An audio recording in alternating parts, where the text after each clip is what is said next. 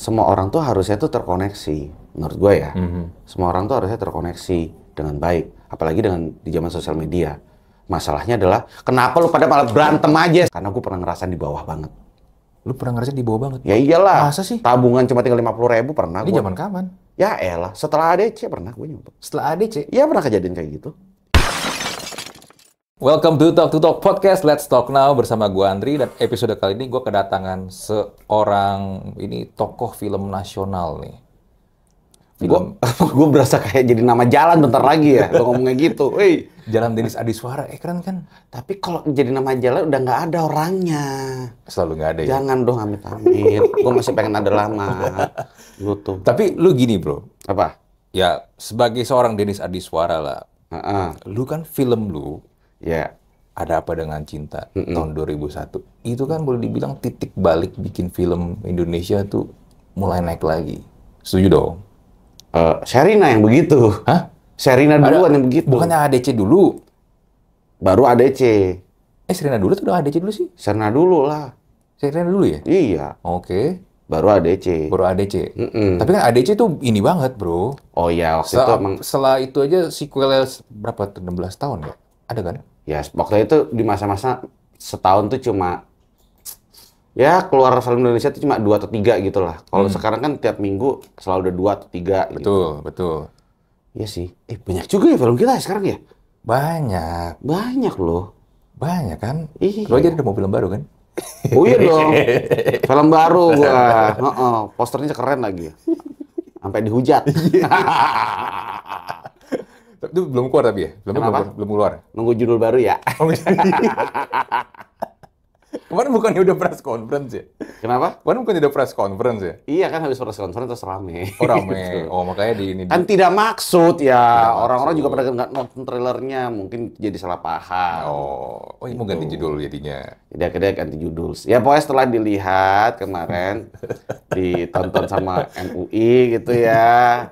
Ternyata oh ini nggak apa-apa, ganti judul aja ya gitu. Oh. Nggak ada maksud untuk menyinggung siapa-siapa Iya, kok. tapi belum apa-apa udah rame kontroversi. Ya biasa lah, itu nggak tahu lah orang-orang ada pengen bikin rame. Tapi bukan kami yang sengaja bikin gitu loh ya, beneran loh. Sama cuma, aduh ya udahlah. Ya tapi anyway gini bro, Mm-mm. ADC itu adalah film pertama lu atau sebelum lu udah pernah main film nggak sih? Film pendek, Oh lu ada film pendek? iya film pendek. Jadi pada saat tahun segituan itu cuma ada film pendek doang, karena tidak ada YouTube, tidak ada TikTok. Oh lu bikin sendiri tuh? Sumpah, itu gue bikin sendiri sama teman-teman. Gue sampai ikut workshopnya juga. Ikut workshopnya dan waktu itu tutor yang jadi apa namanya mentornya ada Mas Riri, ada Mbak Mira, Oh, ada Mas oke. Rizal gitu. Karena mereka memang menyambut sekali generasi baru anak-anak film gitu loh. Mungkin mereka kekurangan kru ya, jadi mencari kita gitu loh. Berarti lu udah punya kamera dong dulu dong? Kan handphone belum bisa kan rekam. Bapak saya yang punya kamera. Bapak lu yang punya kamera? Bapak saya yang punya kamera lebih tepatnya. Oh. Bapak saya itu dulu awal-awal tuh suka minjem kamera kantor gitu ya. Yang Bawa gede- ke yang rumah. gede itu kan? Yang gede gitu yang dipanggul Yang gitu. panggul itu, iya. Iya, begitu. Terus seiring waktu teknologi ada handycam. Oh iya, ada Yang ini. kecil dong, segini. Udah happy banget. Wah, kamera bisa dipegang satu tangan saja. Wow, gitu. Wah, itu udah seneng banget. Terus gue diajarin deh untuk pakai apa kameranya. Tapi nggak berhenti situ doang. Bokap gua itu juga suka nyewain film di rental. Nyewain film di rental. Bokap lu punya rental tuh? Waktu itu belum. Habis itu, ntar ada ceritanya. Ntar ada ceritanya tuh. Oke. Jadi intinya bokap kan suka rental laserdisc tuh waktu itu. Anjing, laserdisc. Udah lah, Coba ketawa. Oke, Coba jelasin laserdisc itu apa? Anak Gen sih nggak tahu. Laserdisc itu apa? Coba jelasin. Oke, gini, bayangin ya, laserdisc itu seperti kayak apa ya, kayak DVD. ya kayak DVD, tapi ukurannya gede gitu. Itu Gede. membuat lo seperti kayak lu bayangin kayak Ucok Baba bawa laserdisc gitu, bawa VCD gitu. Rasanya tuh kayak gitu tuh. Iya bener. Ya Bener, kan, Bener, gitu. bener. Gedenya kurang lebih hampir semeja ini. Ya nggak juga dong. Nggak juga. Tapi gede. Ya, gede. Tapi gede. Seginilah Iya. gitu. Kayak bak pizza lah. Ya, bener. Kayak pizza yang ukuran gede. Ya Allah, kayak vinil. Dah itu aja deh. Susah amat ya gue ya dari tadi ngasih contoh ya. Susah amat sampai bawa-bawa ucok baba. Kenapa ya? Iya. Lu ini ya, ada punya sentimen terhadap Ucok Baba. Enggak, gue seneng malah. Lu senang? Gue seneng nonton, apa namanya? Serius, beneran. Dulu tuh sinetronnya gue nontonin. Mungkin karena ya itu tadi, Ucok Baba bagian dari masa kecil gue gitu. Iya, dan Laserdisc Ngomongin Ucok Baba. Laserdisc itu dulu nggak ada subtitle ya. Lu harus beli lagi alatnya tuh buat ada subtitle. Oh iya ngomong iya, tuh. mesti beli alatnya lagi gitu untuk apa subtitlenya kan, Iya. closed captionnya itu. Nah, ketika jadi gini, bapak saya itu paling suka nonton film, rental film dan segala macam. Nah, Laserdisc itu seringkali ada bonus bagian making of-nya, behind the scene-nya. Oh, ada ya? Ada, Oke. gitu. Nah, itu saya sering nonton, gitu. Biasanya tuh film-film horor, film-film sci-fi, itu ada behind the scene-nya. Itu sesuatu yang buat saya tuh, apa ya, tergugah lah gitu, untuk mempelajari special effect dan movie magic gitu. Apa film yang bikin lu jadi, wah ini banget nih, Ya, keren banget. ya kalau lo milenial, biasanya lo pasti seneng banget sama Spielberg kan. Jurassic Park. Ya Jurassic Park, ya Close Encounters of the Third Kind dan macam-macam itu kan. Terus ada juga film-film Susana juga. Susana Itu kan Laserdisc. ada Laserdisc-nya. Jadi lo bayangin Susana semi-semi HD gitu waktu itu. Itu udah buat gue udah keren banget. Karena teman-teman gue cuma bisa nonton lewat layar tancap kan. yang gitu kan. yang buram-buram gitu. Buram-buram gitu, nonton mesti pagi-pagi. Gue nontonnya siang-siang dong, nggak usah takut. Nah, itu juga seringkali juga ada acara di TV itu yang nayangin tentang behind the scene, tapi film-film Indonesia saat itu. Gitu. Di TVRI. TVRI program 2 lagi. Ketahuan umur anjrit. Masih ada nggak sih program 2? Nggak tahu, udah nggak tahu. Tapi RRI ada program 2. Minggu lalu gue habis ke sono. Oh, ada. Iya. Terus di program 4-nya isinya konten religi semua gitu. Dulu tuh kita cuma nonton TVRI ya. Ada yang Prime TVRI ya, tapi sama mereka bikin channel baru namanya TVRI Programa 2. Iya, iya. Yang cuman berapa jam doang tayang sehari kan. Iya. Bagus lah gitu. Nah, balik lagi karena gue suka, akhirnya gue nyemplung ke ya itu tadi, bikin film pakai handycam bokap gue. Tapi yang gue suruh main tuh biasanya adik gue, atau mungkin mainan-mainan gue. Gue kasih voice over sendiri. Bahkan teman-teman tetangga pun juga yang masih usianya masih SD waktu itu. Ya gue kan juga sama masih SD kan saat itu kan. Kita sesama anak-anak SD akhirnya juga bikin film bareng. Tapi ya bikin filmnya juga campur aduk dengan dari apa yang gue nonton, yang gue suka. Gue suka Spielberg, gue suka Susana, gue suka Mortal Kombat gitu loh. Lu gabungin? Ya gue gabungin aja. Jadi lu bayangin anak-anak SD itu fatality. Fatality-nya pakai T-Rex. dan ada efek-efek itu juga, apa namanya ya, pakai botol terus ada darah-darahan gitu. Gitu-gitu. Tapi anak kecil. Tapi niat lo itu kan. Iya, tapi kalau gue pikir-pikir agak gimana ya. Anak SD, kelas 5 SD gitu, terus fatality gitu. Ya gitulah. Gue aja sampai sekarang masih mikir-mikir mau gue taruh YouTube apa enggak. Lu taruh, bagus. Ya kagak lah, child violence. Ditandain sama YouTube ya? Ditandain gue. Dolar kuning. Jadi kena dolar kuning. Dolar kuning gue ntar. Ya gitulah. Jadi di situ gue langsung tahu gue pengen jadi apa. Gue jadi filmmaker. Karena gue suka banget storytelling. Dari situ tuh? Dari situ. Bokap nyokap lu tapi udah tahu? Bokap nyokap gue juga bingung sebenarnya. Tapi begitu ngeliat gue rajin banget nih gitu loh. Nonton film, rajin banget nih. Bikin film sama temen-temennya gitu. Oke, ini arahnya ke sana. Mereka berpikir, oke ini Dennis arahnya ke sana. Oh gitu. Dari kecil berarti lu udah disupport ya buat diarahin ke sana ya? Iya. Jadi akhirnya gue disupport untuk diarahin ke sana. Gue kuliah D3 penyiaran, waktu itu di UI, terus gue lanjut S1 di KJ. Iya, lulusan di KJ ya? Iya.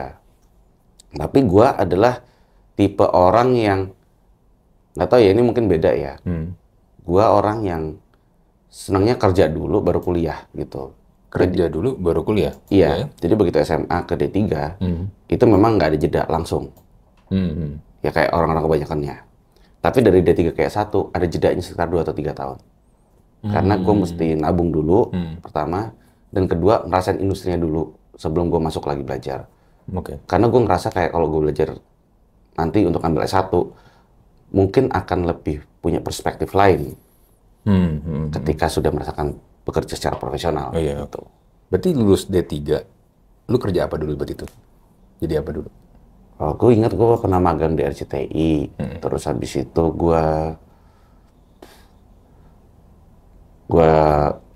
jadi kru film juga, ya ADC dan segala macam itu kan D3 kan. Oh, itu masih D3. D3 gitu. Okay. Terus juga pernah jadi panitia festival film gitu. Pokoknya macam-macam lah. Karena waktu itu apapun yang ada hubungannya dengan film di Indonesia, pasti gue samperin, pasti gue deketin, pasti gue akan mencoba untuk kontribusi aktif di situ. Berarti nggak salah dong tadi gue bilang lu tokoh film nasional kan? Ya, lu terlibat banyak. Iya, lebih tokoh daripada saya gitu. Lebih tokoh gitu sih. Itu sih. Iya, nah talk about ADC 1 ya. Lu kan biarpun tadi lu bilang lu udah ya bikin film kecil-kecilan, pakai sama teman-teman sendiri, pakai handycam. Tapi gimana sampai lu bisa akhirnya direkrut jadi Mamet di AADC? Nah gini, suatu hari saya bikin film sama teman-teman, pemainnya saya. Oh, aktornya lu nih? Pemainnya saya. Dilombain dong. Jurinya, waktu dilomba ini, jurinya Mbak Mira, Mas Riri, dan kawan-kawan. Melihat saya di situ. Diajaklah saya casting. Oh, diajak casting. Oh, okay. Waktu itu saya ingat banget sama Mbak Amanda Marahimin, juga bagian dari Niles pada saat itu. Ben, kamu kan habis ikut workshop, kamu kan habis ikut produksi film pendekmu. Ayo dong casting. Ya, gitu. Tuh aku ingat banget Mbak Mandy, Amanda Marahimin.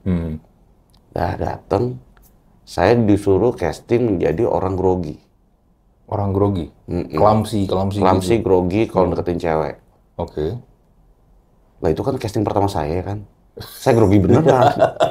Lah kok dapet? Ya sudah. Natural soalnya. Iya, makanya bingung ya kan. Grogi. Gitu.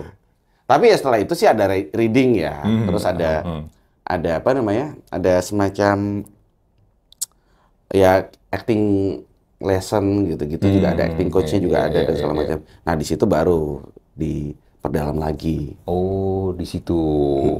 Tapi lu pas lagi reading lu tahu karakter lu namanya Mamet. Iya, Mamet. Karakternya ini. Nggak banyak ya gitu. Nggak banyak gitu ya udah gitu.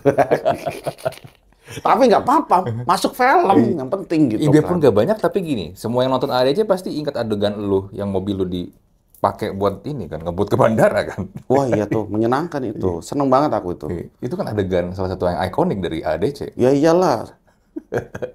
Lu bayangin, orang kayak gua, satu mobil sama 5 cewek. 5 cewek yang diidam-idamkan seluruh Indonesia.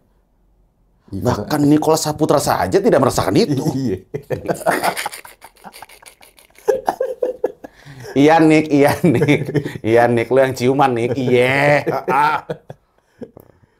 gitu sih. Iya kan, bener. 5 cewek waktu itu ya. Dan kalau di ADC itu kan sebenarnya karakter Mamet ini kan sebenarnya lebih emang mau deketin cinta kan waktu itu ya. Iya betul. Deketin cinta. Walaupun akhirnya tidak kesampaian. Tapi akhirnya sama Mili. Ya, sama Mili. Yang menurut gua justru emang sudah natural match-nya emang situ gitu loh. Karena pada saat pas rilis filmnya juga kita nonton filmnya gitu, terus habis itu kita ngobrol-ngobrol sendiri kan, nih Mamanya cocoknya sama Mili nih, digituin. Oh digituin? Iya, udah ada bercandaan seperti itu bahkan dulu itu. Iya. Milinya juga nggak terima, gitu. Tapi lu kaget gak? Wah anjir film gua ngetop banget nih. Kaget sih. Saking kagetnya gue sampai mendapatkan tawaran-tawaran casting untuk memerankan peran serupa. Yang mana gue juga bingung. Why? Gitu kan. Kayak di film Jomblo juga kan? Jomblo beda. Oh, Jomblo beda? Jomblo beda. Jomblo beda. Jomblo sedikit lebih hiperaktif tapi gelek gitu. Oh, oke. Dan itu kenapa gue ambil Jomblo gitu. Itu sih. Tapi untuk tawaran-tawaran sinetron itu pada saat itu nggak gue ambil gitu loh. Oh, sinetron enggak. Sekaligus gue juga sambil menghormati Mbak Mira kan waktu itu gitu, supaya istilah kata karakter kayak gini jangan terlalu sering keluar lah, biar nggak bosan orang. Tuh. Iya. Gitu. Itu gue inget banget ya. Zaman lagi bioskop tuh masih ngantri per film ya. Oh iya per film. Per studio kan. Per film. Satu studio satu film tuh ngantri di loket udah ada masing-masing tuh. Iya ada calonya gitu. Iya. Gue inget banget gue apa beli dari calo gara-gara tante gue mau nonton. Gue ada di film itu tapi gue beli dari calo gitu. Gara-gara tante gue di Semarang pengen nonton gitu. Nggak kebagian, emang rame banget kan? Emang rame banget. Gue inget banget tuh saingannya Lord of the Ring gitu loh. Fellowship of the Ring. Karena gue waktu itu mau nonton itu, temen gue mau nontonnya ADC. Terus gue liat, ini kenapa ramai banget ya? Nggak kalah, lu bayangin, Lord of the Ring, Fellowship of the Ring, ini ADC. Ada 4 loket yang dibuka nih, 2 film lain sepi kan. Saingan lu, antriannya. Oh iya bener juga. Saingan lu Lord of the Ring. Saingan gue Gandalf. Gandalf Frodo. Saingan gue Frodo.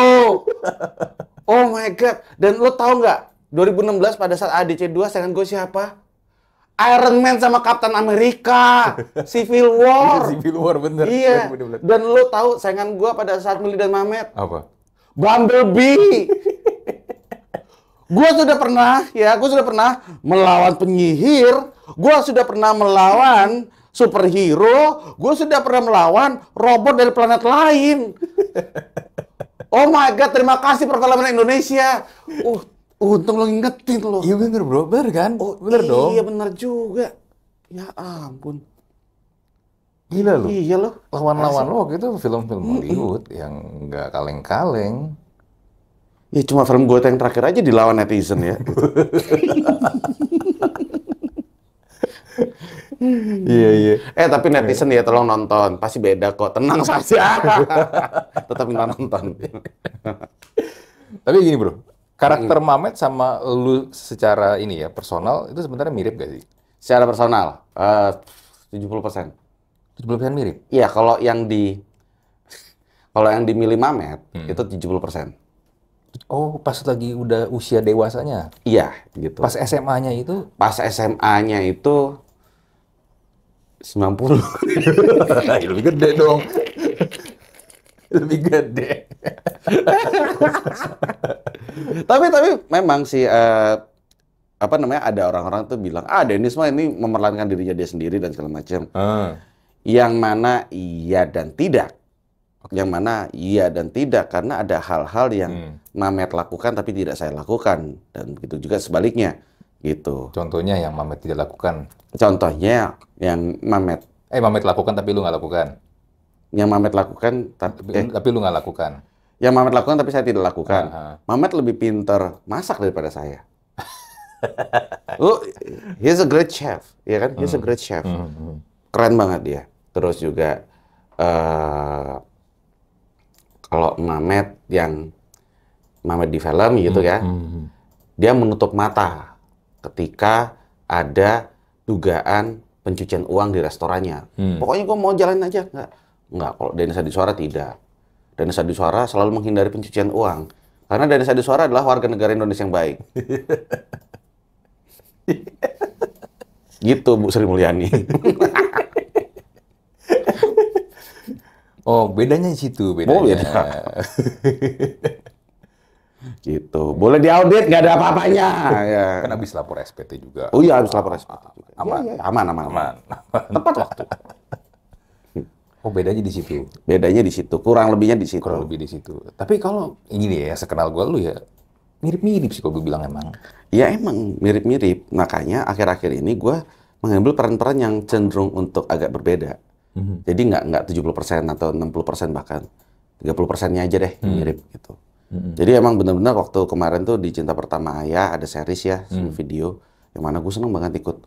Itu gua berperan sebagai komandan polisi yang nyinyirnya minta ampun. Terus yang besok itu yang di sebuah film horor yang judulnya harus diganti itu, saya harus menjadi antagonisnya. Oh, antagonisnya. Iya, tapi di situ saya harus apa ya, moodnya atau motivasinya seperti protagonis. Oh gitu. Nah, kan gimana kan? Oh. Intinya adalah saya berperan sebagai orang yang ingin menyelamatkan para warga desanya, oke, tapi dengan cara yang salah. Ya menurut orang-orang lain tuh kebanyakan salah memang, sesat lah. Tapi menurut saya, so what? Yang penting gue bisa nyelamatin banyak orang. Satu orang mati demi menyelamatkan 1000 orang, why not? Kayak Thanos ya. Ya itu. Mindset Thanosnya tuh gue pakai banget kemarin. Mindset Thanosnya gue pakai banget, gitu. Nggak apa-apa nih ada satu orang yang nggak guna juga, gitu. Gitu kan. Nggak bakal guna juga, cuma jadi beban doang, gitu. Silahkan dipinggirkan, tapi kami semua hidup. Kami semua sehat. Kami semua ada harta. Iya. Oh, lu ini ya mencoba eksplor karakter-karakter lain berarti. Iya, selalu coba karakter-karakter lain. Bahkan ada karakter yang mirip kayak ini juga sih, setahun yang lalu. Bapak-bapak cranky gitu. Itu juga ada. Jadi emang benar-benar gue explore. Dan salah satu cara gue mencoba explore itu adalah dengan cara gue ketemu dengan banyak orang. Lu ngobrol dengan banyak orang? Ngobrol dengan banyak orang, nongkrong dengan banyak orang, dan segala macam. Gitu. Iya. Lu jadi komandan polisi di series? Iya, jadi komandan polisi. Nggak nembak ajudan lu dong? Oh iya dong. Kejar. Gitu. Nggak ingin CCTV dong? Iya dong. Nggak, lebih ke penyidik sih. Lebih ke penyidik, jadi penyidik. Jadi makanya selalu ngomongnya itu mancing emosi ini yang diinterogasi. Karena kan ya itu juga salah satu temuan pada saat gue riset tentang karakter itu gitu loh. Ya ngobrol sama polisi benerannya. Terus ngeliat juga di mana YouTube juga ada gitu, bahwa ada beberapa teknik dan nada bicara yang memang sengaja dikeluarkan ketika interogasi. Fungsinya adalah untuk memancing emosi, gitu loh. Nah, kalau emosinya udah kelihatan nih, tinggal dinilai aja reaksinya, ini bohong ke bener. Gitu. Lu riset sampai segitunya? Harus. Iya. Harus. Tapi gini bro ya, karakter Mamat itu kan nempel banget di lu. Berarti ini adalah usaha-usaha lu supaya lu lepas dari itu, atau gimana sih? Bagus banget tuh pertanyaannya. Gue suka tuh pertanyaan tuh. Apakah itu usaha untuk supaya gue bisa lepas gitu ya? Mamet itu kan selalu ada. Dia akan menjadi salah satu penumpang di dalam benak gue. Oke. Begitu juga si komandan. Begitu juga si itu. Ya ketahuan deh, spoiler aja. Ya ketua desa itu. Ntar gue gitu.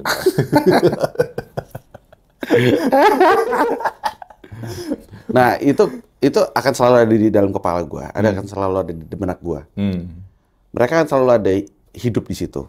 Tapi gue biarin tidur. Oh. Sekarang yang mengendalikan kepala gue ya Dennis. Nanti kalau suatu hari nanti ada film baru, gue akan cek saya jadi peran seperti apa. Siapa tahu peran saya adalah gabungan dari orang nyata ditambah karakter-karakter yang sudah hidup di kepala saya. Tinggal gue bangunin aja. Bangun pada kerja yuk, duit gitu. Iya. Itu sih. Jadi kan mungkin agak aneh ya buat orang-orang kebanyakan. Berarti di dalam Dennis itu ada banyak karakter orang dong. Saya bilangnya sih banyak karakter. Karakter ya, bukan personality tapi karakter ya. Karakter. Ada banyak karakter. Dan mereka sekarang lagi tidur aja sih. Gue bikin tidur. Gitu. Iya. Ya walaupun pas lagi ADC lu sering banget pasti dipanggil Mamet ya dibandingin nama asli lu. Sampai sekarang. Sampai sekarang juga? Gue lagi live streaming nih di TikTok nih. Itu aja gak. Mamet, milih mana? Mamet, milih mana? Akhirnya kemarin gue ketemu sama si Sisi, baru aja semalam. Nih yang nyari nih. Gue bikin video. Tapi itu menurut gue tanda kalau memang karakter lu lekat banget bro. Lekat banget. Tapi justru malah nggak gampang loh. Apanya nggak gampang? Nggak gampang bikin lu main film, karakter lu tuh jadi nempel banget. Even lu lagi nggak di film itu pun orang tetap panggil nama lu dengan karakter di film itu. Iya, nggak apa-apa. Menurut gue sih juga nggak apa-apa.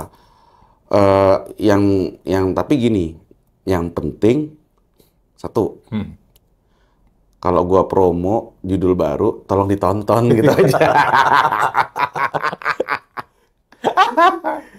Gua mah realistis mah orangnya. Iya. Nonton film saya yang baru ya, ada 2 horor dan 1 series. Wuh. Belum tayang. Gitu. Iya. Ya tapi keren lah bro. Lu bisa bikin create karakter penempel gitu. Ya sebenarnya sih ya ada ya teamwork sih. Karakter itu bisa hidup karena teman-teman aktor yang lain, karena sutradara, karena kru-kru yang lain, karena penulisnya juga. Semua. Yang gua lakukan adalah ngolah. Ketika naskah itu datang, yang gua lihat itu adalah nggak cuma sekedar urutan kata-kata, tapi yang gua lihat adalah oke, ini adalah orang manusia dengan masa lalunya sendiri, dengan pengalamannya sendiri. Harus gua bawain kayak gimana? Ya makanya mungkin orang-orang bilang kan, lu nggak capek deh ngapalin naskah setebel itu? Ya capek. Makanya butuh berhari-hari, butuh berminggu-minggu. Karena ketika sudah hafal, tahap berikutnya, hafal naskah ya, tahap berikutnya adalah kita masukin emosi dan karakter ke kata-kata tersebut. Kita masukin nada bicara, kita masukin gestur di situ. Baru itu belakangan. Yang penting pertama hafal dulu.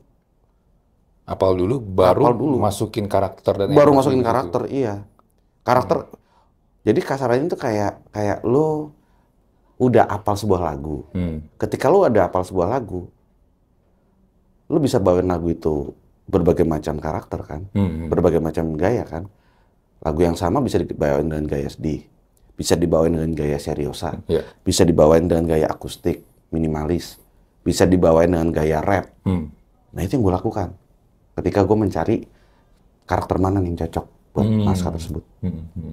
Lu pernah nggak lu setelah lu masuk ke karakter itu, syuting hari ini kelar nih, atau syutingnya udah selesai nih dari film? Iya. Tapi lu susah nih atau nggak bisa lepas dari karakter itu? Oh ya pernah. Dan caranya adalah, nah ini pernah kejadian sih. Ketika gua zaman FTV, syuting itu kan selalu cepet kan, kayak cuma 5 hari. Tapi chemistry terhadap lawan main itu harus ada. Seringkali kita kerja berbelas-belas jam dan seringkali kita tuh gimana ya bisa dibilang ya, baru pertama kali ketemu sama lawan mainnya. Serius. Kayak misalkan, Dan lo hari di judul ini lo nanti pacaran sama lo ya, sama si A ya. Oke, udah pernah ketemu belum? Belum. Ya udah, oke. Kan masih canggung. Lo kalau baru ketemu sama orang kan masih canggung. Nggak tahu nih orangnya kayak gimana. Ya kan?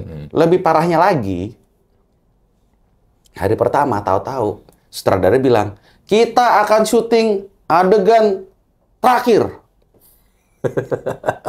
Kalian sudah sayang-sayangan, kalian adalah menjadi sebuah pasangan. Dari benci akhirnya menjadi sayang. Mana ini ya, gitu. Mana ini? Lo tau gue ngapain?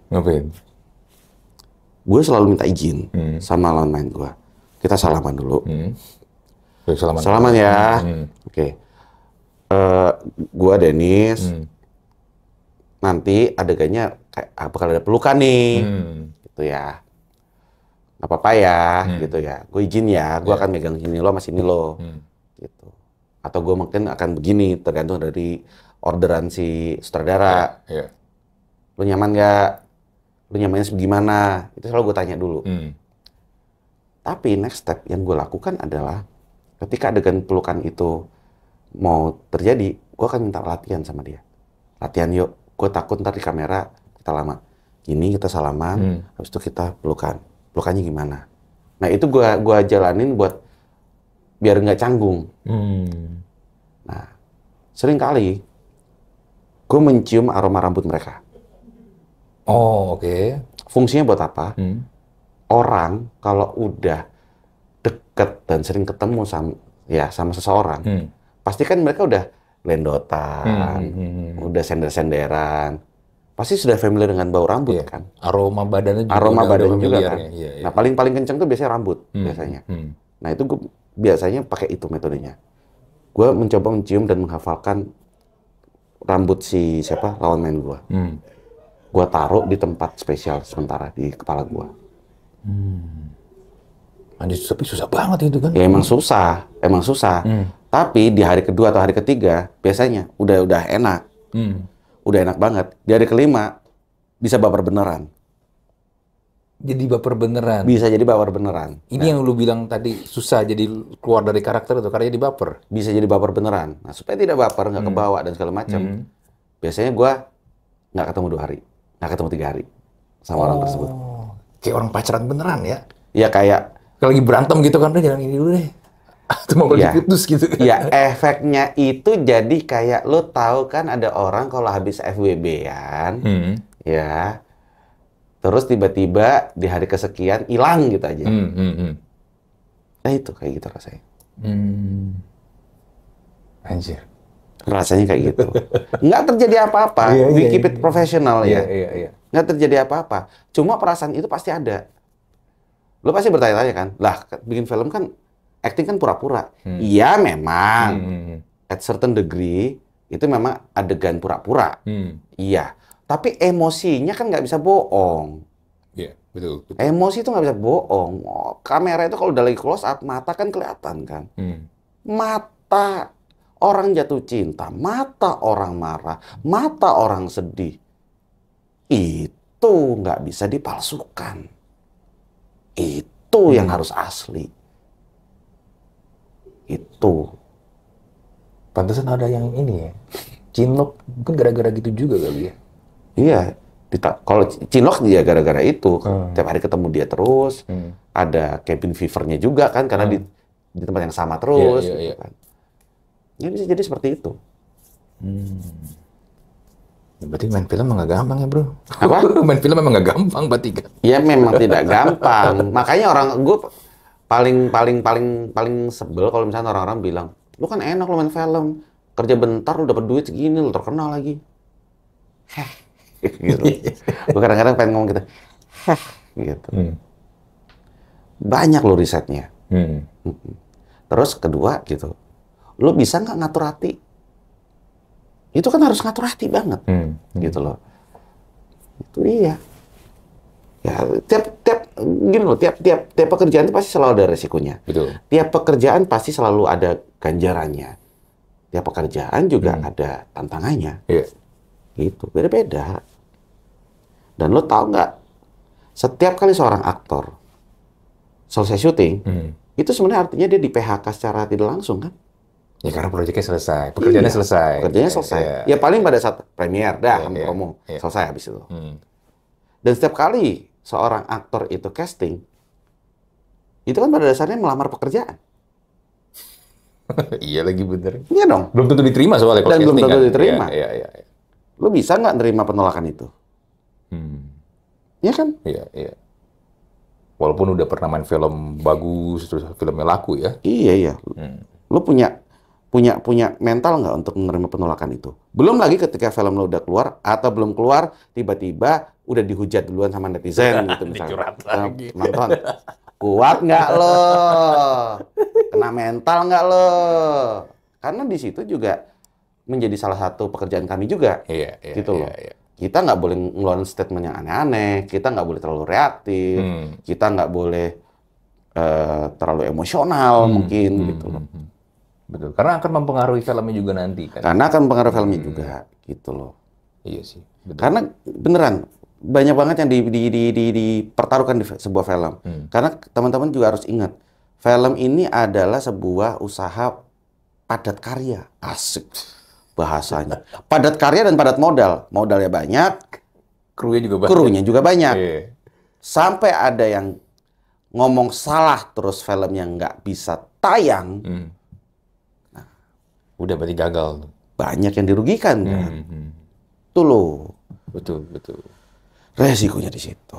Iya sih. Dan film itu kalau yang masuk ke bioskop, lifespan-nya kan juga nggak panjang ya. Lifespan-nya, nah itu ada bisnisnya, udah ini sih, udah apa namanya, ada hitung-hitungannya sih. Oh gitu. Iya, So, iya. let's say gini deh, ada satu film. Mm.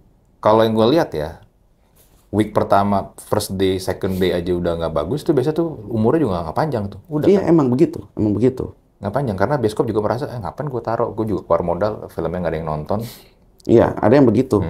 Makanya ketika lo mau jadi investor di bidang film, pastikan lo dalam setahun bisa menayangkan paling tidak 15 film.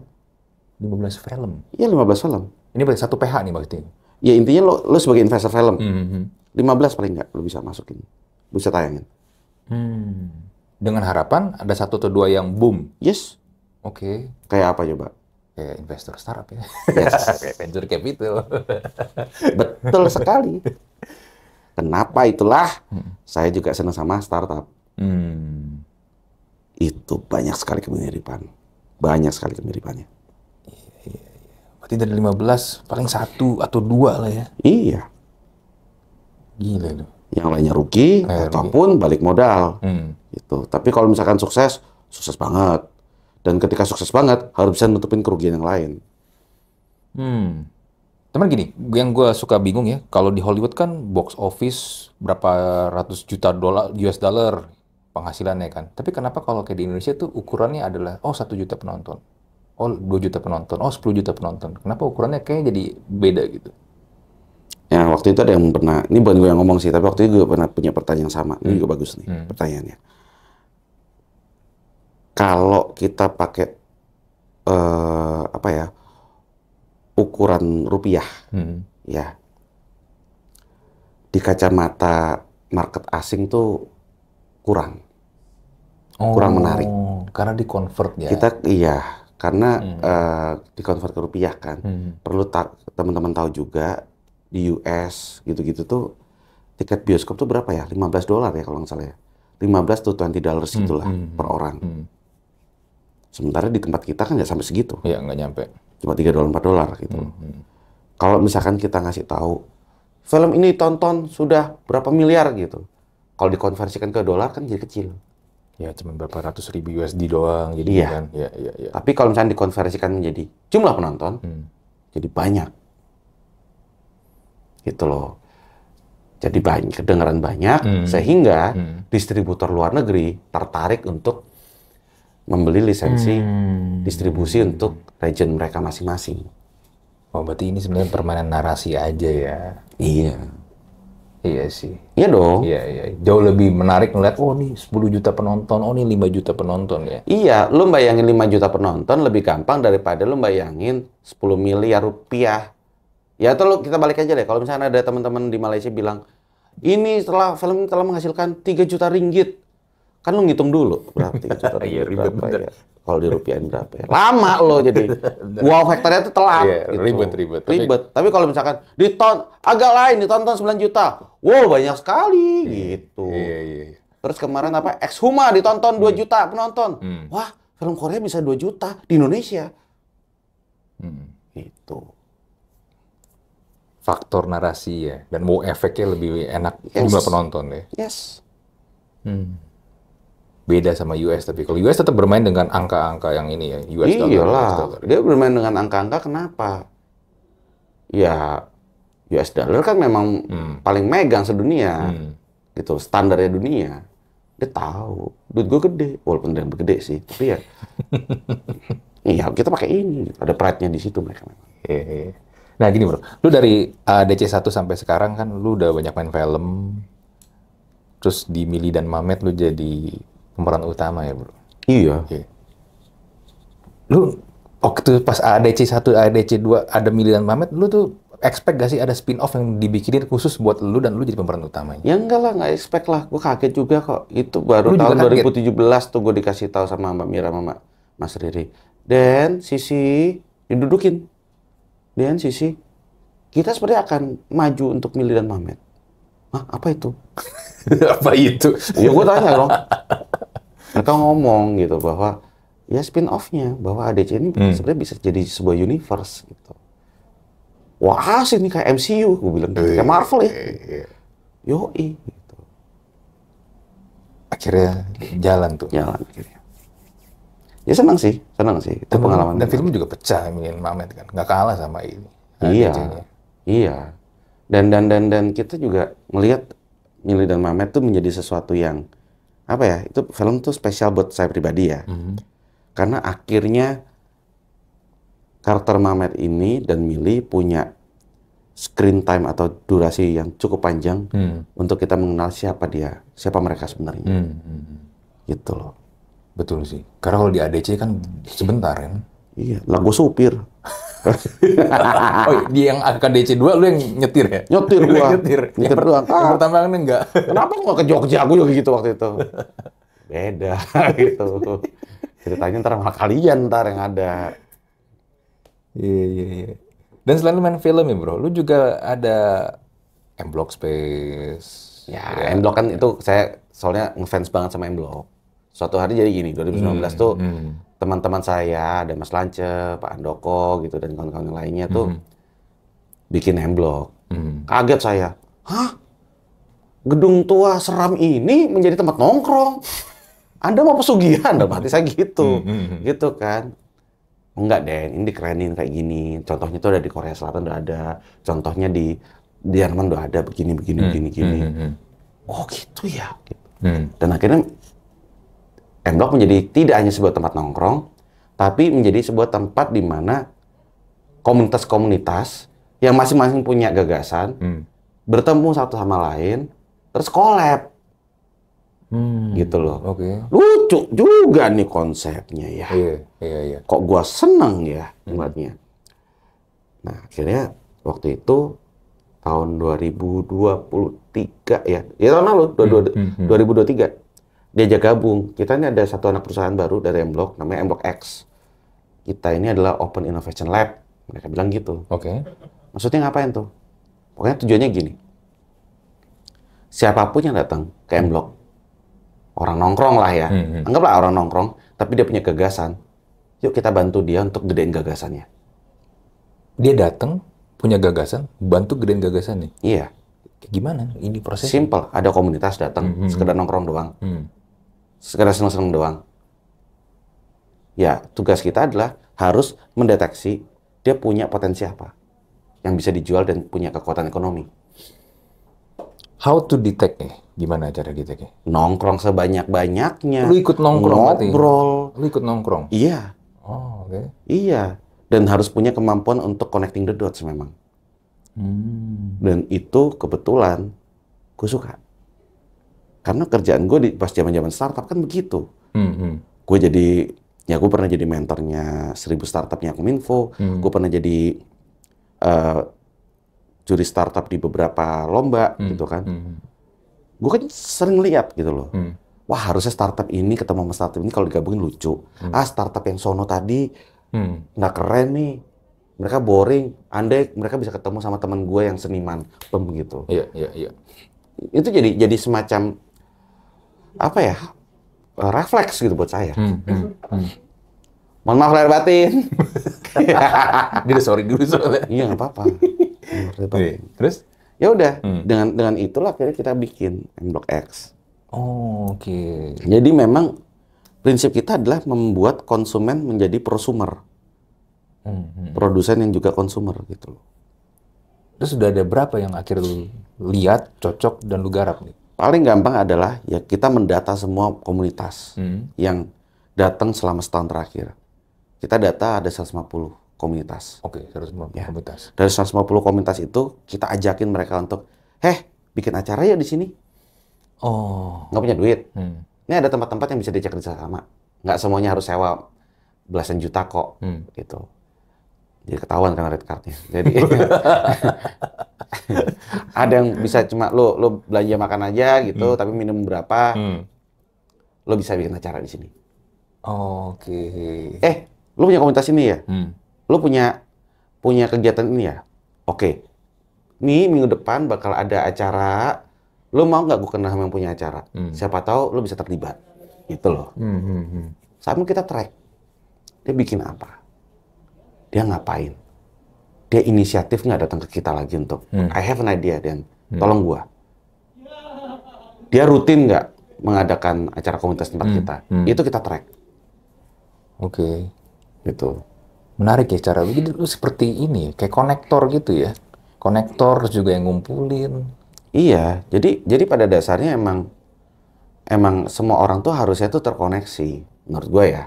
Semua orang tuh harusnya terkoneksi dengan baik. Apalagi di zaman sosial media. Masalahnya adalah, kenapa lu pada malah berantem aja sih? Itu loh. Kan jadi sebel gua. Maaf. Kalau aktor gitu tuh, dia tiba-tiba lagi santai, terus tiba-tiba, wah, Iya, maaf. langsung berubah karakternya Ya, gitu. makasih. Ya. Makasih. Iya. Ini jangan dipotong, lucu banget ini. Itu. Nggak, tapi beneran kan? Ya bener. Lo di sosmed, bener. instead of lo tunjukin bakat lo secara konsisten dan persisten, lo malah marah-marah secara konsisten dan persisten hanya untuk bisa dinotis dan di-pick gitu. Tuh. Pick me. Why? Karena aku kritis gitu. Kritis. Buat apa gitu Kalau loh? nggak tersinggung. Kalau nggak, aku tersinggung lo. You have to notice me. Why? Karena aku tersinggung. Gitu. Apa sih? Maksud gue, oke, kalau tersinggung itu hak Anda. Oke? Marah-marah juga hak Anda. Cuma jangan tiap hari. Hidup cuma sekali. Iya. Dan banyak orang itu tersinggung dan marah-marah untuk sesuatu yang menurut gua ini harmless loh. Ini nggak attack siapa-siapa kayak gini bro ya. Ada temen gua, dia memang suka kopi. Dia suka keliling ke kedai-kedai kopi. Dia post kegiatan dia itu. Ada loh orang-orang tersinggung dan marah karena dia minum kopi. Tergantung, temen lo Code Blue bukan? Bukan Code Blue, beda. Kalau Code Blue mah ngajak ribut. Gue nggak apa-apa nyebut merek. Lagi rame soalnya gue juga ngikutin gue. Kalau Code Blue lagi sih Code Blue ini? ngajak ribut. Oh iya. Kalau tadi ngomong ya, attention seeker, ya itu attention seeker. Dia ngomong bukan gue. Bodoh amat. Emang bener kan? Ya, habis itu tinju kan, ya udah jadi. Makanya kadang-kadang marah-marah itu mereka gini, mereka tahu bahwa ternyata marah-marah itu bisa dinotis ya. Akhirnya mereka belum untuk marah-marah tapi mereka lupa bahwa lu tuh kayak harus nunjukin skill. Kalau yang lu tunjukin cuma skill berdebat, aduh. Anda punya skill berdebat, aduh. Somehow itu debat juga nggak debat bro, banyak debat itu. Ya debatnya debat kusir kan? Iya. Ya udah. Lagi bahas konteksnya apa, tiba-tiba ngomongin ini, jadi kemana-mana kan akhirnya. Iya, akhirnya tahu nggak? Dulu tuh gue bawa hati ya. Sekarang kalau ada perdebatan gitu, gue cuma ngeliatnya, makhluk-makhluk ini masih berantem. Ya sudahlah, saya bermain kucing-kucing saya saja. Oh Dennis, kamu hidup di Menara Gading. Emang gitu. Lu sih pada berantem, gue ajak naik kagak mau. Bodoh amat. Iya. Menara Gading. Menara Sutet di sini, tau nggak? Iya gila loh. Di Twitter apalagi ya, tiap hari loh ada aja yang diributin. Iya makanya. Nah makanya based on that. Tapi yang menariknya adalah ketika mereka ketemu, mereka semua yang berantem. Ngapain mereka? Mas bro. Iya. Bener. Ya abangku gitu. Apa kabar? Apa kabar bang? Kalau gini misalnya ada siapa gitu terkenal, sering tuh dikata-katain mulu sama ini orang kan. Pas ketemu, Mas, udah aja beli foto bareng nggak Mas? Ya kayak gitu kan. Jadi artinya apa? Ya emang mendingan udah nggak usah banyak-banyak debat, nggak usah banyak cincong lo di di online. Ketemuan aja langsung. Bener. Ngobrol enak. Bener. Kita jadi tahu intonasinya orang tuh gimana. Kan sering kali yang namanya tulisan teks itu kan tidak ada intonasinya. Tuh. Padahal yang intonasi itu kalau kata orang-orang komunikasi itu kayak 60 or 70% of the information kan. Bener. Ya, itu ketemu aja sih. Itu aja ya, dengan kita ngomong ketemu aja kadang-kadang yang kita sampaikan orang suka nggak nangkep. Iya. Uniknya ilmu komunikasi gitu. Lu ngomong apel, yang ditangkap sama audiens jeruk. Suka kayak gitu.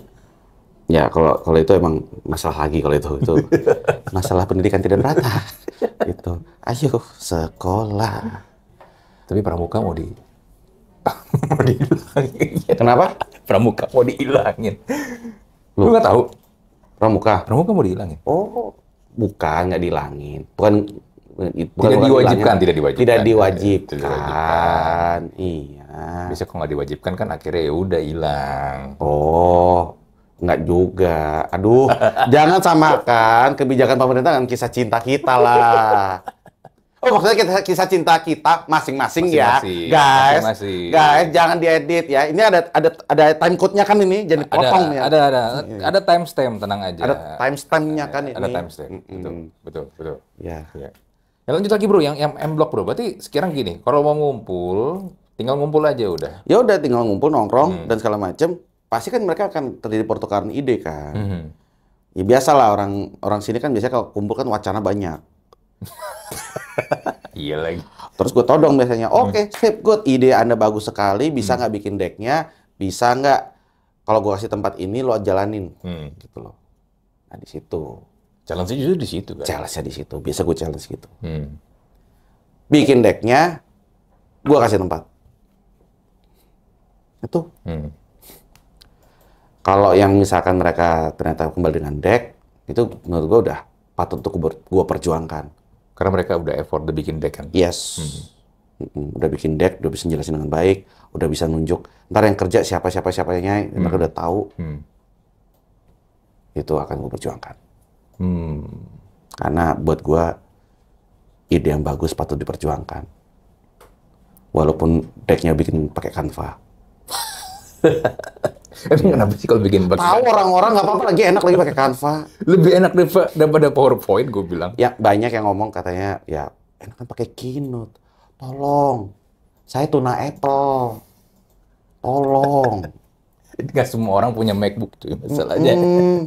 Oke deh Keynote bagus, tapi Canva lah. Canva nomor satu bangsa. Iya sih, betul. Gue suka bingung, orang kenapa ini ya suka merendahkan, lu pakai Canva, Canva. Pasti Enggak, karena template banget gitu loh. Emang bener template, tapi ya buat orang-orang yang skill desainnya di bawah terbatas. Saya kan kadang-kadang kan juga gitu, pengen punya PPT PPT kan jadinya, punya presentasi bagus, cuma waktu tidak ini nggak ada, kan nggak ada. Kalau harus gitu bikin loh. dari scratch kan lama. Iya, ya udahlah, bisa bagus tuh ntar aja. It's nice to have gitu loh. Yang penting idenya ketuang dulu dan bisa dibaca dengan enak. Betul. Lagian lu bikin pakai Keynote bagus-bagus, kayak presentasi lu kayak Steve Jobs aja. Ya itu suksesnya Steve Jobs mungkin di situ ya. Habis. Hebat, Steve Jobs. Turtleneck. Oke. Gila bro, berarti lu main film, M-Block, lu ada apa lagi sih? Lu bangun IP juga katanya? Iya, gua bangun IP juga. Jadi IP-nya itu yang non-karakter tapi. Non-karakter? Iya, bentuknya event. Oh, event lu jadiin IP nih? Loh, iya harus begitu. Itu teman-teman komunitas yang datang pun juga harusnya kan dia berpikir bahwa suatu hari nanti 5 atau 10 tahun lagi mereka punya IP, salah satu bentuknya adalah event. Misalkan gitu, salah satunya. Harus punya visi seperti itu. Oke, gini, talk about IP lah ya. Masih banyak kan orang Indonesia tuh nggak familiar dengan IP. Bikin bisnis, bikin sesuatu, tapi apa sih IP gitu? Mungkin lu boleh ini nggak, jelasin dengan bahasa yang lebih manusia nggak ya? IP apa sih? Ya, intellectual property atau hak kekayaan intelektual adalah sebuah properti yang keluarnya itu dari gagasan kita, ya, dan bisa diwujudkan dengan berbagai macam by product itu apa istilahnya ya? Produk turunan. Produk turunan. Iya, Produk turunan. dengan berbagai macam produk turunan yang bisa menghasilkan nilai ekonomi. Berarti ada duitnya. Harus ada duitnya. Anda nikah aja juga harus ada duitnya kan? Kan bisa nikah di KUA. Tetap aja lo bayar taksi kan juga pakai duit. Lo bayar mertua lo pakai apa? Makan duit juga itu. Ya, gitu. Langsung untuk kameramennya, iya. Soalnya kamera woman itu. Ya betul. Betul lah, iya. Dasar cowok nggak modal. Gitu. Maunya di KUA. Terus maunya di KUA. Nggak mau keluar duit buat gaun. Gitu. Ya, ya nggak apa-apa. Mungkin kemampuan ekonomi orang-orang kan beda-beda. Cuma Itu kan bisa diusahain. ya diusahain lah gitu loh. Besaran kecilnya tuh tiap orang beda-beda. Iya. Sesuai kemampuan, ya. Tapi please, mencari uang tuh penting. Udah itu aja. Itu yang pengen gue omongin. Ketika lo ada di posisi lo ada duit, ya, lo ada duit, gitu. Lo bisa mempunyai opsi yang lebih baik. Dan opsi yang lebih baik itu bisa lo tawarkan, nggak hanya untuk diri lo sendiri. Tapi buat siapa? Buat keluarga lo dan buat masyarakat sekitar lo. Iya, iya. Dan gue ngomong kayak gini kenapa? Karena gue pernah ngerasain di bawah banget. Lu pernah ngerasain di bawah banget? Ya iyalah. Masa sih? Tabungan cuma tinggal 50.000 pernah. Ini Gua. zaman kapan? Ya elah. Setelah ADC pernah gue nyoba. Setelah ADC? Iya pernah kejadian kayak gitu. Iya. Tinggal 50.000? Iya. Tapi kan lo enak, Den. Orang tua lo masih ada rumah dan segala macam. Ya mungkin. Enaknya mungkin di situ. Tapi waktu itu gue juga sampai mikir, what if kalau masih nggak ada orang tua gue? Kamat gue. Bentar, lu uang sampai tinggal 50.000? Kalau zaman sekarang orang pasti bilang, lu judi online ya? Pinjol ya? Tahu nggak kenapa? Kenapa?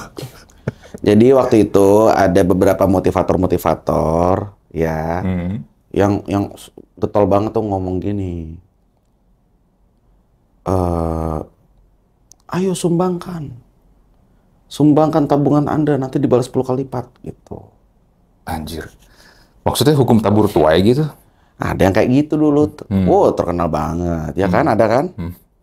Ada kan? Oh belum lahir ya? Kamera womannya geleng-geleng barusan, dia geleng-geleng.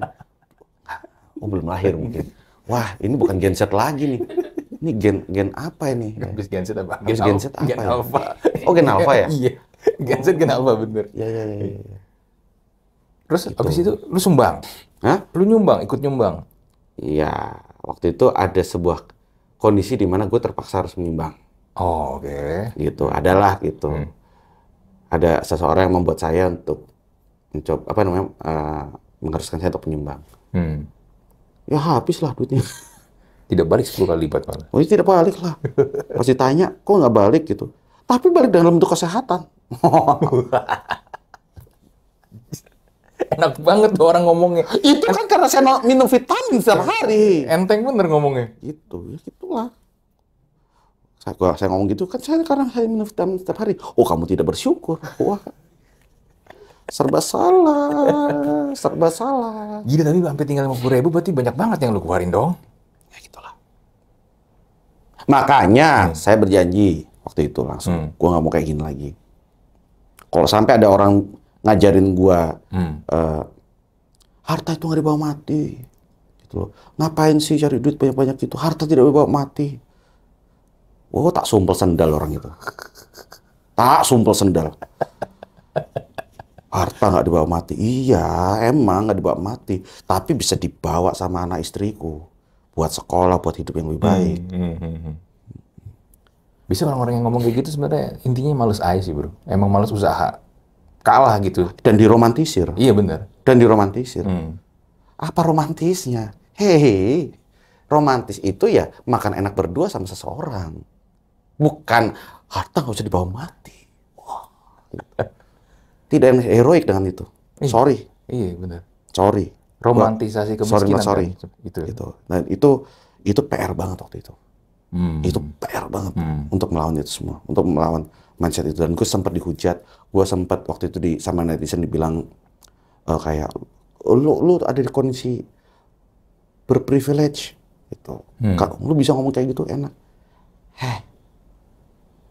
Privilege is earned. Gue harus cari privilege itu, gue harus mengusahakan privilege itu. Iya setiap orang ada di starting point yang berbeda-beda. Yeah, tapi bukan berarti lo pasrah terlalu cepat. Gue mau ngomong kayak gini karena gue pernah ada di kondisi lo dan gue harus mati-matian naik. Iya. Itu sih. By the way, ini podcast menarik loh. Ini belum pernah loh gue menangkap sisi gue yang seperti ini. Biasanya ya kalau dia ngomong kayak begitu tuh. Serius. Follow dan subscribe dia. Wah terima kasih. Ada stiker singa barusan ya. Wah terima kasih. Buat Ko Andreas. Tiba-tiba stiker singa. Iya. Ini di YouTube kan? Ikutin aja lah kata-kata dia.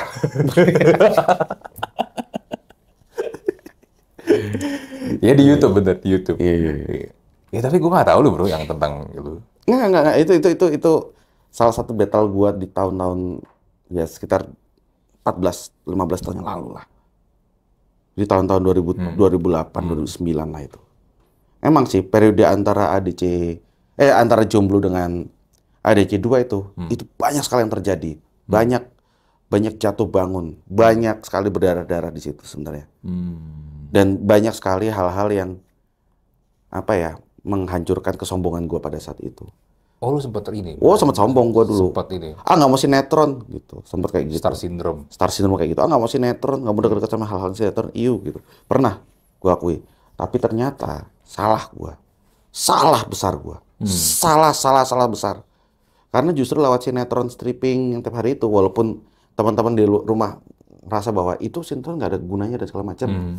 Tapi buat kami sebagai aktor, itu bisa melatih respon acting kita. Aksi-reaksi acting kita. Bisa ngelatih stamina kita. Ya kalau kayak petinju, itu kayak tiap hari lu diajak sparring terus gitu. Iya. Dan teman-teman gua yang stripping, jujur ya, keren-keren actingnya. Luar biasa. Responnya cepet banget. Jauh lebih cepat daripada gua. Gua respect banget itu. Ya, tapi mungkin terjebak dengan industrinya yang seperti itu kan. Apanya? Industri yang harus kejar tayang. Iya, ada minusnya juga. Harus kejar tayang, tidur susah, dan waktu itu juga jam kerjanya emang mungkin terlalu eksploitatif gitu. Tapi jujur, ya teman-teman gua banyak yang ditempa di situ. Nah, respect for them for that. Iya. Betul. Wow, gila bro. Ternyata karir lu setelah ADC nggak ini banget ya, nggak mulus-mulus amat ya? Ya iyalah, nggak ada yang mulus dalam hidup. Udahlah, semulus-mulusnya orang habis perawatan muka gitu. Ujung-ujungnya pasti beruntusan juga kan, dikit-dikit gitu. Hidup juga begitu. Gile. Tapi gini, lu juga kalau yang lihat lu juga belajar kalau menjadi aktor aja nggak cukup kan. So you need to do another things. I learned it the hard way. Ya itu gara-gara itu gue langsung mikir, oke, kalau gue cuma mengandalkan dari dunia film doang, mati gue. Gue harus tahu ekosistemnya seperti apa. Gue harus tahu dunia bisnis seperti apa. Makanya waktu itu gue ikut S2 waktu itu. Creative Enterprise di IDS, Indonesia Design School atau International Design School gitu. Pak Andi Budiman. Ada tawaran menarik soalnya. Dan ada program S2 nih. Keren. Pengajarnya dari IKJ dan dari Prasmul. Dan beberapa pengajar profesional lainnya. Yeah. Wah, menarik nih. Tentang apa? Industri kreatif. Wah, asik. Tapi saya bisa dapat ini nggak sih, beasiswa gitu nggak? Oh bisa. Wah, gimana caranya? Tukar exposure aja. Influencer. Yoi. Tukar exposure. Dan bisa. Yeah. Dapat diskon. Oh. Kuliahlah saya. Di situ saya, ketika saya belajar di kuliah S2 itu langsung, oh ekosistemnya begini. Oh bisnis model tuh begitu. Oh value proposition harus didesain seperti ini. Oh.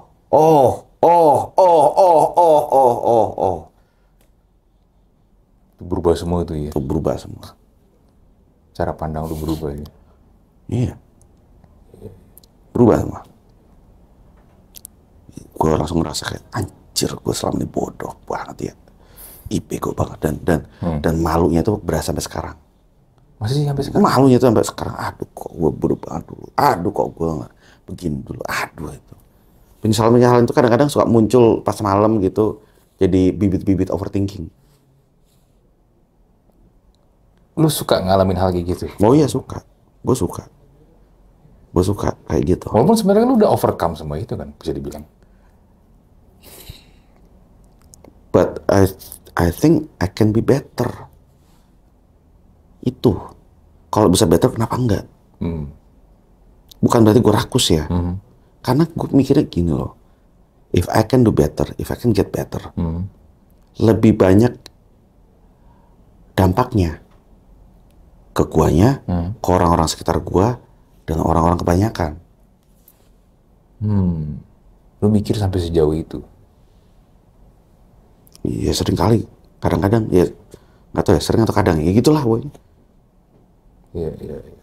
Berarti satu sisi gini, lu realistis ya. Tadi kan lu bilang, ya nggak bisa jadi hanya aktor di film doang. Sinetron pun FTV nggak, it's okay. Iya. Tapi di satu sisi lu juga punya idealisme yang tinggi. Merasa kayak gitu nggak sih? Ya, mungkin itu sih. Ya, mungkin itu. Cuma ya nggak idealis dalam bentuk karya juga ya. Maksud gue lebih ke kayak, ya, gue masih bisa dikompromikan kok untuk urusan bisnis dan segala macam. Iya. Cuma paling nggak, gue pengen apa ya? Ketika gue mati gitu ya, gue nggak ada lagi di dunia ini. Jangan sampai gue nyesel. Gue kan main game. Satu-satu game paling berat di dunia ini adalah ya real life. Sekali lu jalanin, lu nggak ada nyawa tambahan. Betul. Ketika lu luka atau lu jatuh, lu bisa recover. Tapi recover takes time. Ya. And when your time runs out, the game's over. Masalahnya adalah setiap orang punya waktunya yang berbeda-beda. Gitu. Starting point-nya berbeda-beda. Seru banget saya emang game dunia ini. Cuma masalahnya susahnya minta ampun. Betul. Dan nggak bisa gue riset. RPG yang bukan role playing game tapi real playing game. Real playing game. It's real playing game. Wah, asik banget ini. Setuju sih. Ya nggak tahu ya, karena mungkin ini perspektif gue jadi gamer aja sih. Iya. Tapi kan memang gini bro, kadang ya gue juga lihat ya kalau misalnya ada orang, lihat siapa kita gitu, atau mungkin orang kita tidak kenal lah ya, meninggal. Somehow udah dikubur, atau udah dikremasi, ya udah, hilang aja udah gitu. Ya memang. Berapa banyak batu nisan, berapa banyak itu yang abu-abu kremasi itu, udah habis itu udah hilang gitu aja. Somehow mungkin keluarganya sendiri juga udah nggak terlalu inget-inget banget. Ya mungkin adalah, tapi maksudnya ya udah, kan udah nggak ada orangnya. Tapi ada juga orang-orang yang ketika mereka udah nggak ada, tapi mesti terus diingat, biarpun udah berpuluh-puluh tahun. Yang kalau gue lihat ya, mereka meninggalkan legacy, ada karyanya. Itu yang pengen gue lakukan. Kita bisa, tanda kutip, immortal lewat legacy sebenarnya. Dan lo tahu gue belajar itu dari mana? Dari mana? Coco. Oh, Coco film Ya, Pixar. Coco Pixar. Itu yang meneguhkan saya untuk, ya lo harus punya legacy. Iya. Dari kartun. Ya, memang terdengar dangkal ya. Tidak dari bukunya siapa gitu ya. Orang-orang pada ngomong, oh buku favorit saya Robert T. Kiyosaki, Rich Dad Poor Dad. Enggak. Saya suka Coco. Rich Dad Poor Dad ini udah nggak relevan kok sekarang. atau mungkin saya circle MLM aja itu yang ngomong gitu. Dari film Coco ya. Tapi sebenarnya film, biarpun animasi, banyak kok yang bagus. Gini loh, orang kan sering berpikir animasi itu menjadi sebuah genre kan. Iya. Kalau buat gue animasi itu bukan genre, tapi medianya. Iya, medianya itu tekniknya aja. Tekniknya aja. Bedanya kalau live action ya lu pakai orang beneran, tapi kalau animasi ya lu create dalam bentuk animasi. Di animasi sendiri juga ada genre-genrenya kan. Iya. Genrenya fiksi atau genrenya romance, banyak kan. Iya, dan dari Coco itu gue belajar bahwa kesedihan terbesar itu bukan ketika seseorang meninggal, tapi ketika seseorang tuh dilupakan. Iya. Makanya lagunya kan Remember Me. Remember Me, iya. Oh, itu yang that's very profound ya. gitu loh. Pokoknya tuh film-film yang menurut gue tuh apa ya, membentuk gue sekarang itu adalah ya Coco, terus habis itu Life of Pi itu bentuk lah. Itu sih. Ya jangan sampai kita meninggal orang lupa. Iya. Udah gitu aja udah. Kalaupun orang lupa, ya at least ada jasa-jasa kita atau ilmu-ilmu kita yang kepake buat orang lain dan berguna gitu loh. Buat gue surga tuh nggak macam-macam kok. Buat gue surga tuh kayak ada orang datang ke gue terus ngomong, Dan, ingat nggak lo pernah ngasih gue buku ini? Itu gue baca lo, and it changed my mind. Dan itu merubah gue jadi lebih baik. Thank you. Itu buat gue, hari itu adalah surga gue. Ketika gue denger itu. Sesimpel itu. Padahal sebenarnya cuma ini ya, suatu hal yang mungkin simple ya, kasih buku. Atau mungkin kita say something. Tapi buat mereka ternyata impactful banget. Iya, makanya. Emang sih gue pernah kesel sama orang-orang. Pastilah kita semua kesel kan. Cuma ya udah. Gue juga pastikan, at least kalau gue pernah ngeselin mereka sekali, gue harus bikin mereka lebih baik 3 kali. Atau 2 kali. Ya paling nggak lebih banyak daripada sebelnya dari gue. Tapi Dan, kamu tidak bisa menyenangkan semua orang. Memang. Capek sendiri emang. Cuma paling nggak ada orang bisa hidupnya lebih baik gara-gara lo aja, tuh gue udah seneng. Wow. Gila ya. Gitu. Apa? From Mamet ke karakter lu sebagai Deddy Adiswara yang sekarang, bro. Ya kan, that's why it's 70% gitu loh di Mamet. Karena aslinya overthinking. Gitu. Iya. Lu sering nggak sih ngobrol-ngobrol tentang hal kayak gini ke orang-orang banyak gitu? Atau mungkin kalau bisa dibilang di podcast baru kali ini aja sih gue sepersonal ini. Begitu? Iya, karena gue biasanya harus gue keep. Karena orang tuh expect gue tuh untuk ngomong hal-hal yang ringan dan lucu dan tidak membuat mereka resah, tidak membuat mereka gelisah. Karena kalau misalnya gue ngomong kayak tadi aja gitu, uang dibawa mati, gue ketawa, gitu. Itu kan sesuatu yang menggelisahkan sebenarnya. Banyak orang yang merasa terganggu di situ. Iya. Maksud lo apa, Dan? Uang penting gitu. Iya. Gitu. Itu kan membuat orang gelisah. Betul. Nah, orang tuh nggak expect gue bisa ngomong seperti itu. Makanya gue sering banget kalau misalkan gue lagi ngomong kayak gitu di sosmed, gue dilawan sama orang gitu. Pasti ngelawannya mereka kata-katanya gini, udah lo main film aja nggak usah ngomong kayak gini. Sering kali kayak gitu. Oh oke. Rasanya gue pengen balas gitu loh. Udah, lu nafas aja. Nggak usah ngetik di Twitter. Nggak usah ngetik di sosmed. People will forget you kok. Tapi lu pernah balas kayak gitu? Enggak lah. Enggak lah. Tapi gini bro, misal one day lu inilah ya, nggak bisa menahan lu balas kayak begitu. Lu bakal hapus gak? Kenapa? Lu bakal delete gak ketika lu sampai misal bablas? Kalau kliennya minta hapus sih. Tergantung klien sih. Ya iyalah. Mas tolong dihapus mas. Oh ya siap.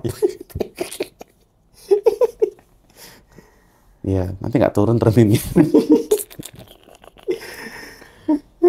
Karena gini bro, kalau gue kadang kalau misalnya ada orang ngeselin nih, kan kita ini ya, kadang impulsif kan, balas nih, udah ketik panjang-panjang, sekarang ya sebelum gue post ya, atau gue reply atau gue komen nih, oke, gue goblok post kayak gini, akhirnya gue delete tuh, belum gue sempat gue post tapi gue delete akhirnya, atau misalnya sampai at least ke post pun, kayaknya jangan deh, udah langsung gue delete lagi.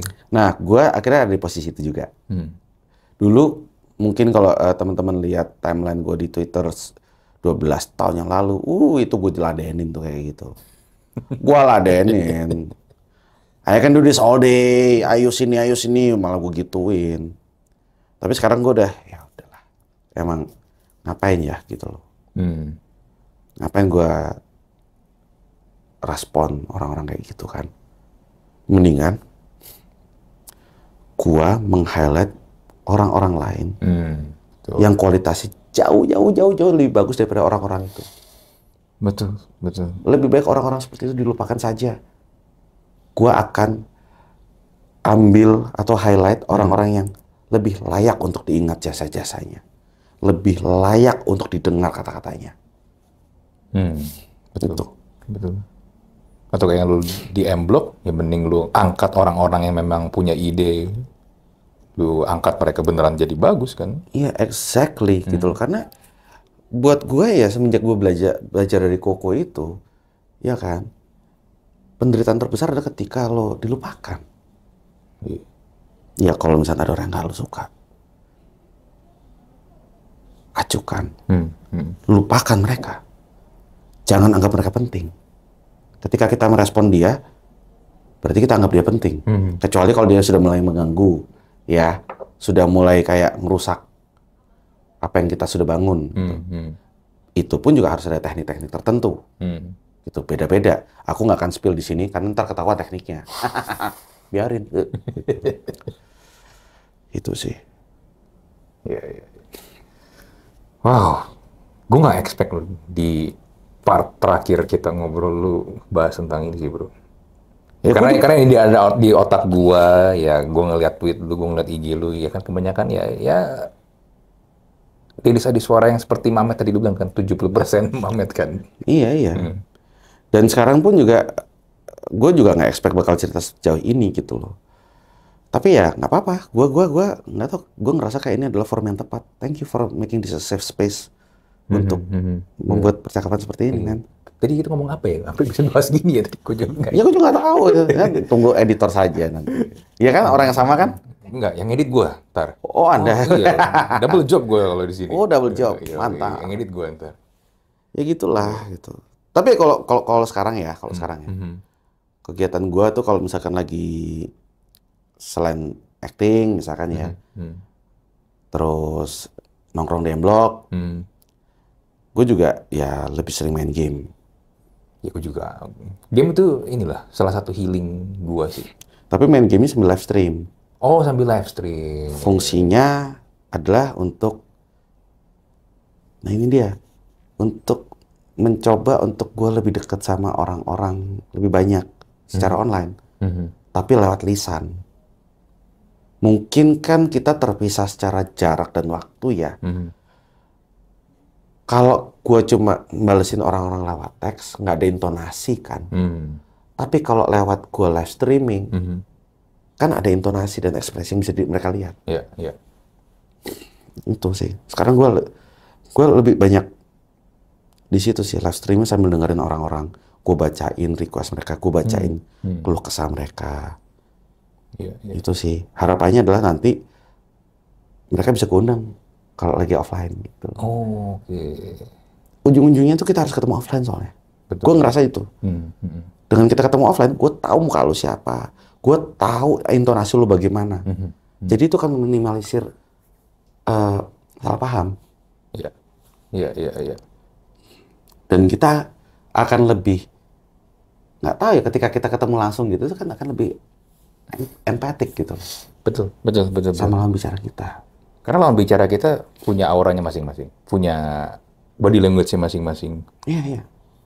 Itu kalau ketemu langsung tuh itu beda, bro. Beda kan, misalnya gini, lu ketemu di online ya, di sosial media. Kalau lagi di sosial media, nih orang kayaknya nih, wah, tapi kan di sosial media, dia mungkin bermain dengan persona di akun dia itu kan.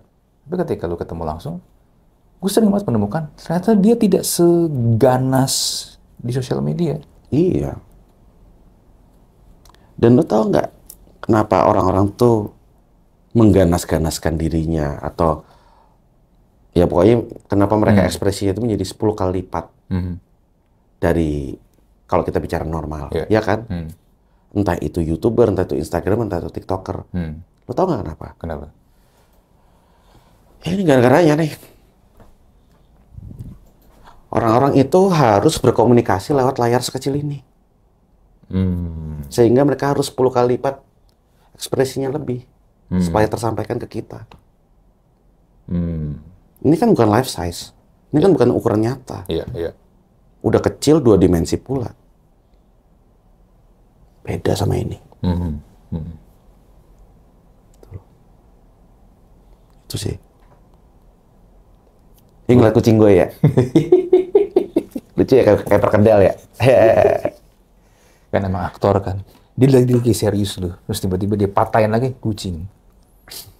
Aktor tuh emang kayak gitu. Nggak gitu. Gue baru inget pakai wallpaper yang ini. Nggak jadi dramatis kan kayak tadi. Lihat ini mukanya kecil kan. Lu stand up comedy pernah nggak? Nggak pernah.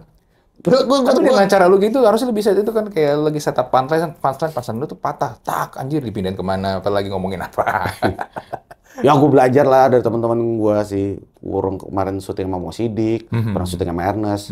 sama Aco gitu. Iya, itu kan stand up comedian semua tuh. Gue tarik-tarikin gimana sih tuh Iya. gitu. Ya cuma belajar itu doang. Masih jagoan mereka karena mereka harus naik ke panggung kan. Bisa lu. Gue pernah cobain berapa kali open mic. Anjir. Iya itu. Perasaan itu. Ngerasain juga kok gue. Pemberani kalian komika. Gokil emang. Berani di depan panggung. Berani juga menghadapi netizen. Berani juga disomasi. Berani juga menghadapi ormas. Ya oke bro, lu ada apa lagi bro selain film lu yang lagi mau diganti judulnya? Ada planning apa lagi? Ya ada satu film lagi, terus habis itu ada satu series lagi yang mana masih baru akhir tahun lah kayaknya itu ya. Oh, pokoknya gini, second half of 2024 lah. Oh, oke. Jadi memang masih ada tabungan 2 film dan 1 series sih. Ini gitu. Nah, kalau untuk M-Block-nya masih tetap ini, pokoknya lu stay. Oh iya, come to M-Block.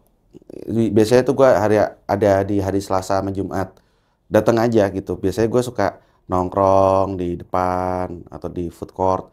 Kalau misalnya ada keramaian, saya dikelilingi orang-orang gitu. Nggak apa-apa. Gabung aja. Gabung aja ya, nggak apa-apa ya? Ya nggak apa-apa, gabung aja ngeriung. Emang kayak konsep itu kayak bapak-bapak duduk-duduk gitu ya kan? Bapak duduk-duduk di pos hansip gitu. Cuma bedanya di sini kita mau coba, siapa tahu nih kalau ide kamu bagus, mau kita coba wujudin gitu aja sih. Kita bantu. Iya. Tuh. Udah nongkrong, siapa tahu jadi nih sesuatu nih. Iya. Asal jangan datang ke saya terus ngeliat saya sebagai ini ya, sebagai project gitu loh. Bapak, ini saya ada map nih Pak, gitu. Terus kasih. Saya butuh biaya ini. Tapi dia udah bikin deck duluan loh. Kenapa? Dia bikin deck duluan loh. Ya kalau dia bikin deck, pasti biasanya gue cecer. Ini bisnis modelnya gimana? Lo balik modalnya gimana? Anjir. Ya iyalah. Udah kayak venture capital deh. Loh. Nih. Lo. Bukan karena saya sok-sokan venture capital, tapi kesadaran itu emang harus dari awal. Iya, setuju. Kalau enggak nanti ya apa bedanya sama orang minta iuran RT atau apa? Iuran sumbangan apalah gitu kan. Kalau iuran RT nggak apa-apa lah, kita ngerti lah buat uang kas gitu. Tapi kan buat acara. Gitu. Harus profit ya? Ya harus ada timbal baliknya dong. Iya. Sesuatu. Iya. Jangan bakar duit. Jangan bakar duit doang. Bakar duit doang? Bangkrut. Layoff banyak. Tech winter. Tech winter. Gitu. Perusahaannya nipu. Siapa tuh? Tadi kan baru lihat di depan kan ada tuh. Jadi gembok pintunya. Oke lah bro, thank you ya buat ngobrol-ngobrolnya bro. Ya sama-sama. Nice tuh. Nggak kerasa lo, udah buka puasa sekarang. Ayo, buka puasa, ayo. Kalau gue spill jamnya, ntar netizen protes. Oh iya. Susah nih ngedit anjrit. Iya, tapi tenang aja lah. Emang dia udah boleh minum.